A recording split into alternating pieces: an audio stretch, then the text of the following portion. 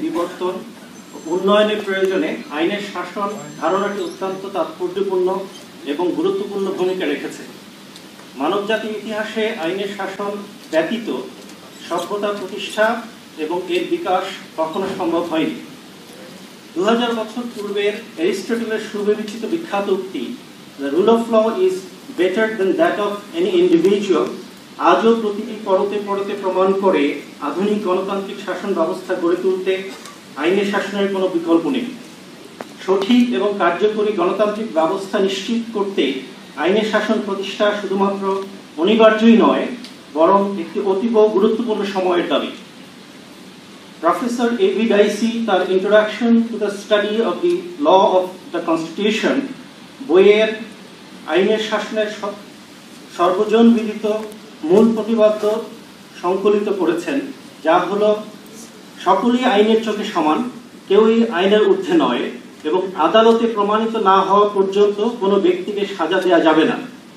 আইনের শাসন আমাদের সংবিধানের মূল কাঠামোর অন্যতম একটি উপাদান। আমাদের স্বাধীনতার ঘোষণাপত্র এবং সংবিধানের মুখবন্ধে আইনের শাসন শুধুমাত্র ব্যক্ত করাই হয়নি, বরং সংবিধানে এর প্রতিটি তত্ত্ব মৌলিক অধিকার হিসাবে সংরক্ষিত ও বিচার বিভাগের মাধ্যমে অধিকার আদায়ের নিশ্চয়তা প্রদান করা হয়েছে।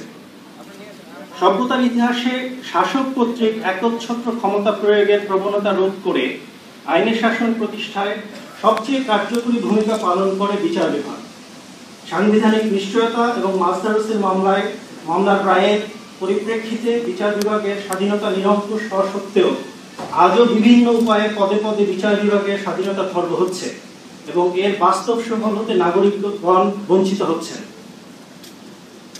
আইনের শাসন প্রতিষ্ঠায় শক্তিশালী, কার্যকর, স্বচ্ছ বিবেক সম্পন্ন, নির্ভীক এবং স্বাধীন বিচার ব্যবস্থা সবচেয়ে জরুরি। বেঞ্চ এবং বার বিচার ব্যবস্থার অবিচ্ছেদ্য অংশ এবং একে অপরের পরিপূরক। বিচার বিভাগের মূল সহযোগী হিসাবে কার্যকর বারের কোনো বিকল্প নেই। আমাদের দেশে বেঞ্চ ও বারের সম্পর্কের ঐতিহ্য দীর্ঘদিনের এবং সগৌরবে মহিমান্বিত। বেঞ্চ ও বারের সম্মিলিত প্রচেষ্টার ফলে এদেশের শাসন ব্যবস্থার উন্নয়ন এবং নাগরিক অধিকার রক্ষায় অতন্ত্রী প্রহরী হিসাবে বিচার বিভাগ অনন্য ভূমিকা রেখে আসছে।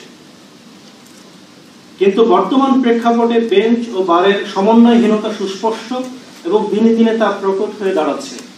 পারস্পরিক সহযোগিতার ঘাটতি, শ্রদ্ধাবোধের অভাব, ব্যক্তিগত রাজনৈতিক দৃষ্টিভঙ্গির প্রভাব ইত্যাদি নানাবিধ বিষয় বেঞ্চ ও বারের মধ্যে যেন একটি অদৃশ্য দেওয়াল তৈরি করছে।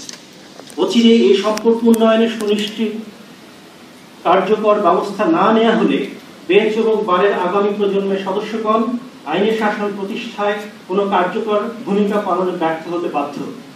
ফলশ্রুতিতে রাষ্ট্রীয় ক্ষমতার ভারসাম্য রক্ষা এবং নাগরিকদের ন্যায্য অধিকার প্রতিষ্ঠায় বিচার ব্যবস্থা অকার্যকর হয়ে পড়বে এবং গণতান্ত্রিক রাষ্ট্র ব্যবস্থা বিপন্ন হবে।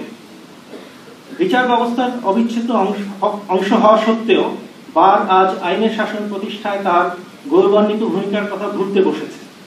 আইনজীবীরা যেন আজ আকর্ষণীয় পেশায় নিয়োজিত থাকাকেই তাদের একমাত্র দায়িত্ব বলে মনে করছে এবং বার যেন আইনজীবী মহলের স্বার্থ রক্ষাই তাদের একমাত্র কাজ হিসেবে বিবেচনা করছে। আইনজীবীরা শুধুমাত্র পেশাজীবী নয়, আইনজীবীদের সর্বপ্রথম পরিচয় তারা অফিসার্স অব দ্য কোর্ট এবং একই সাথে বার হচ্ছে বিচার ব্যবস্থার অভিভাবক। সময় এসেছে আত্ম উপলব্ধির। আমরা আমাদের স্ব অবস্থান থেকে নিজ নিজ দায়িত্ব সঠিকভাবে পালন না করলে আইনের শাসন প্রতিষ্ঠা পদে পদে বাধাগ্রস্ত হবে। আইনের শাসন প্রতিষ্ঠায় কার্যকর ভূমিকা রাখতে বেঞ্চ এবং বারের মধ্যে অচিরেই তার সুদীর্ঘ ঐতিহাসিক ঐতিহ্য ফিরে আনার লক্ষ্যে নিম্নবর্ণিত প্রস্তাবসমূহ উপস্থাপন করা হলো। 1. আইনজীবী এবং বিচারকদের পেশাগত মান নিশ্চিত করতে বিশ্ববিদ্যালয়সমূহে আইন শিক্ষার মান উন্নয়ন ও নিয়ন্ত্রণে বার কাউন্সিলের ভূমিকা জোরালো করা এবং সুপ্রিম কোর্টের পক্ষ থেকে বার কাউন্সিলকে এ বিষয়ে নিয়মিত পরামর্শ দিলে শিক্ষা ব্যবস্থায় আমূল পরিবর্তন আসবে, যা অদূর ভবিষ্যতে শক্তিশালী বেঞ্চ এবং বার গঠনে ভূমিকা রাখবে। 2. বেঞ্চ এবং বারের যৌথ ব্যবস্থাপনায় প্রতিটি বার অ্যাসোসিয়েশনে নিয়মিত এবং অব্যাহতভাবে আইন বিষয়ক সেমিনার এবং কর্মশালার আয়োজন। বেঞ্চ এবং বারের যৌথ ব্যবস্থাপনায় প্রতিটি বার অ্যাসোসিয়েশনে নিয়মিত ন্যূনতম বছরে একদিন অনূর্ধ্ব 5 বছর পর্যন্ত আইন পেশা নিয়োজিত নবীন আইনজীবীদের বাধ্যতামূলক এবং অন্য আইনজীবীদের ঐচ্ছিক আইন এবং পেশাগত বিভিন্ন বিষয়ে ট্রেনিং এর ব্যবস্থা করা।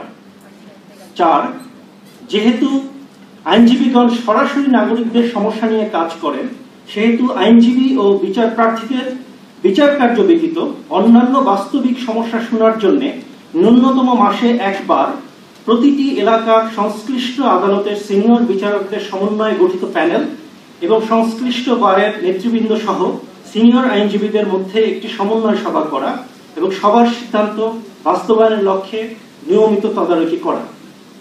5, সৌহার্দ্যপূর্ণ সম্পর্ক বৃদ্ধির লক্ষ্যে বেঞ্চ এবং বার উভয়ের পারস্পরিক সম্মান, শ্রদ্ধাবোধ ও সহনশীল আচরণে উদ্যোগী হওয়া এবং নিয়মিত গঠনমূলক আলোচনার ক্ষেত্র তৈরি করে উভয়ের মধ্যে যে কোনো সমস্যার উদ্ভব হলে তা দূর করার জন্য উপযুক্ত পথ বের করা প্রয়োজন।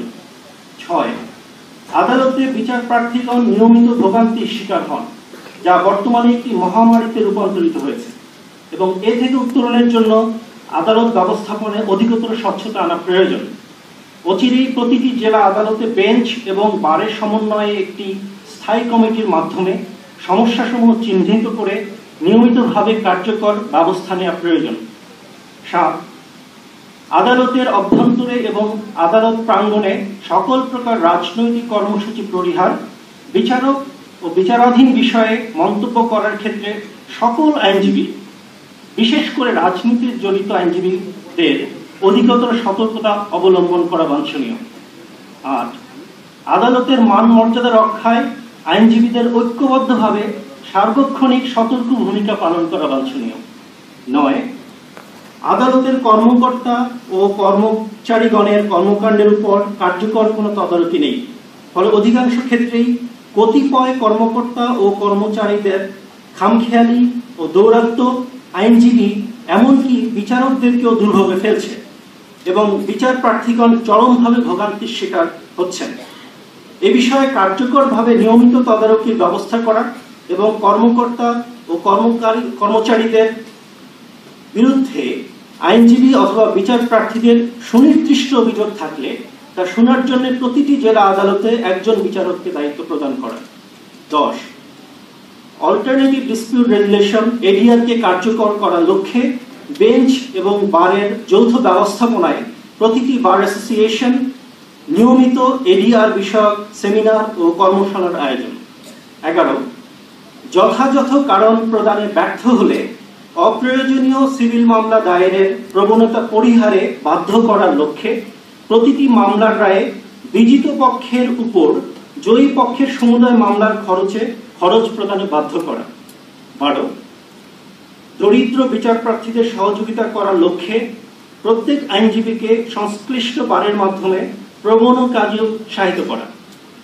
একটি বিষয় অনস্বীকার্য, যে কারণেই হোক আজ বেঞ্চ এবং বারের মধ্যে দূরত্ব তৈরি হচ্ছে, যা দিনের মতোই পরিষ্কার, কিন্তু সকলেই সচেতনভাবে এড়িয়ে চলছে যেন কিছুই হয়নি। এই প্রবণতা অদূর ভবিষ্যতে কোনো মঙ্গল বয়ে আনবে না। যুগে যুগে পৃথিবীর ইতিহাসে প্রমাণিত প্রতিটি দেশের বেঞ্চ এবং বারের আপসহীন যৌথ প্রয়াসে গণতন্ত্রের ধারা সুসংহত করে আইনের শাসন সুপ্রতিষ্ঠিত হয়েছে। এই সত্যকে উপলব্ধি করে এখনই সময় বিষয়টিকে সমস্যা হিসেবে চিহ্নিত করে বেঞ্চ এবং বারের যৌথ উদ্যোগে সুবিবেচিত এবং কার্যকর পদক্ষেপ নেওয়া। সকলকে ধন্যবাদ।